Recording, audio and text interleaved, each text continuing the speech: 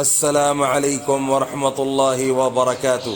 بسم اللہ الرحمن الرحیم، نحمده ونصلی علی رسوله الکریم، اما بعد۔ حضرت عبداللہ بن عمرو وبن العاص رضی اللہ عنہ کہتے ہیں کہ ایک مرتبہ سفر میں ہم لوگ حضور اکرم صلی اللہ علیہ وسلم کے ساتھ تھے۔ میں حضور صلی اللہ علیہ وسلم کی خدمت میں حاضر ہوا۔ میرے اوپر ایک چادر تھی، وہ کسم کے رنگ میں ہلکی سی رنگی ہوئی تھی۔ حضور صلی اللہ علیہ وسلم نے دیکھ کر فرمایا، یہ کیا اوڑھ رکھا ہے؟ مجھے اس سوال سے حضور صلی اللہ علیہ وسلم کی ناراضگی کے آثار معلوم ہوئے۔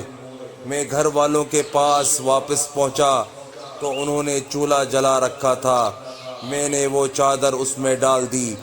دوسرے روز جب حاضری ہوئی تو حضور صلی اللہ علیہ وسلم نے فرمایا، وہ چادر کیا ہوئی؟ میں نے قصہ سنا دیا۔ آپ صلی اللہ علیہ وسلم نے ارشاد فرمایا، عورتوں میں سے کیوں کسی کو نہ پہنا دی؟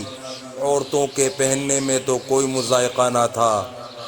اگرچہ چادر جلانے کی ضرورت نہیں تھی، مگر جس کے دل میں کسی کی ناراضگی اور ناگواری کی چوٹ لگی ہوئی ہو، وہ اتنی سوچ کا متحمل نہیں ہوتا ہے کہ اس کے علاوہ کوئی اور صورت بھی ہو سکتی تھی۔ حضور صلی اللہ علیہ وسلم نے پوچھا ہی تو ہے، منع تو نہیں کیا، وغیرہ وغیرہ۔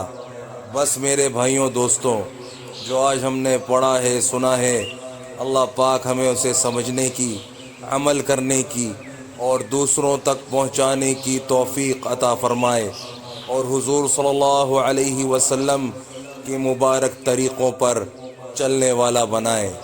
السلام علیکم ورحمۃ اللہ وبرکاتہ۔